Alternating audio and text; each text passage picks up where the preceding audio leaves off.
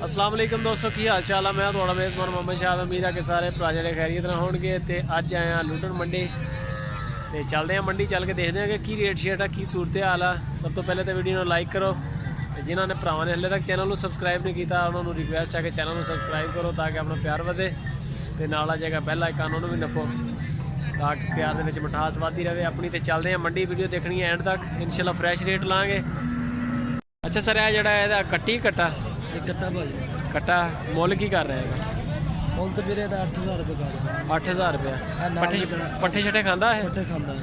ये नाल जड़ा ये नाल ਇਹਦਾ 12000 रुपये। ये 12 ਵੱਡਾ थोड़ा जा। ਇਹਦੀ उम्र कितनी होएगी ਵੱਡੇ ਦੀ?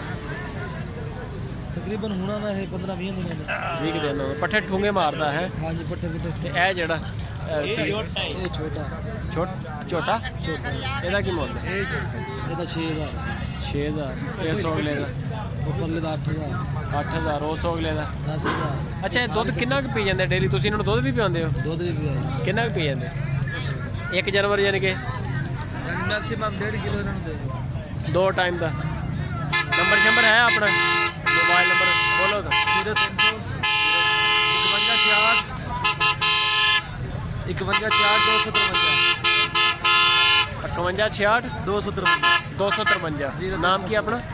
हाजी मोहम्मद अली। हाजी मोहम्मद अली। अच्छा, अगर पुट्ठा लाना हो, पुट्ठा सारी ढेरी का, कई बंदे है वो एक एक दो मझां रखियां उन्होंने तो पूरा पूरा इतना नाल निक्के निक्के पालते हैं। पुट्ठा किन्ने च बन जाएगा ये? मतलब कोई नहीं, जो कट्ठे लेने हो फिर जायज़ हो जाएगा, रियायत हो जाएगी। चलो ठीक हो गया, बस सही है, करो काम हुण तुसीं अपना। है जी माशाल्लाह, मुख्तलिफ उम्रां ने, बस बैठे रहंदे ते एक एक मझ लो, 2 मझां लो। एक मझ ना मेरे ख्याल 4-5 तो पल जाते होने आसानी ना। 2 मझां होण ते बेहतरीन फार्म, 1 साल साम लो, इन्हों बन जाएगा हिसाब किताब। है माशाल्लाह जी, सारा सिस्टम। बहुत सारे दोस्त ने जोड़े वो ठरक रखते शायद एक एक मझ 2-2 मझां लैके। हर किस्म के होते हैं, बच्चियाँ भी होती हैं। बच्चे भी होते हैं। इसका आहिस्ता से बता दें रेट, अगर लमसम पुट्ठे का लेना हो तो? कोई बात नहीं, मैंने आपको यही कहा है कि अगर आप इकट्ठा माल कोई भी लेगा तो इंशाल्लाह रियायत करके देगा। वैसे अब आपका 6000, 8000, 10000 ये रेट है, तो कोई बात नहीं है। अब इकट्ठा माल लोगे तो फिर रियायत हो जाएगी। सही है।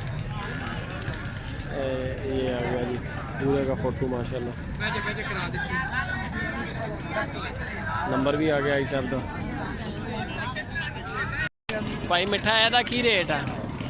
मिठा है जी, मिल जू 7.5 7.5 अच्छा भाई। कट्टा कट्टी 9.5 का कट्टा ਇਹਦਾ ਕੀ ਮੁੱਲ? ਇਹ ਤਾਂ ਮੈਨੂੰ 6000 ਦਾ। 6000 ਦਾ? ਇਹ ਵੀ 6 ਦਾ। ਉਹ ਲੱਭੂਗਾ 9.5 ਦਾ ਹੈ। ਇਹ 9.5 ਦਾ? ਹਾਂਜੀ, ਉਹ ਵੀ 9.5 ਦਾ। ਬਸ ਬੈਠੇ ਰਹਿੰਦੇ ਥੱਕੇ ਆ ਜਰਾ। ਬੈਠੇ ਰਹਿੰਦੇ ਥੱਕੇ, ਪ੍ਰਾਹੁਣੇ ਆਏ ਆ। ਇਹਦਾ ਕੀ ਮੁੱਲ ਆ? 8000 ਦਾ। अच्छा, पुट्ठे का अगर कोई हिसाब होवे फिर जायज करके दे देंगे, रियायत हो जाएगी। रियायत फुल रियायत करके। नंबर शंबर है बोलो। 0305 55 90 415। नाम?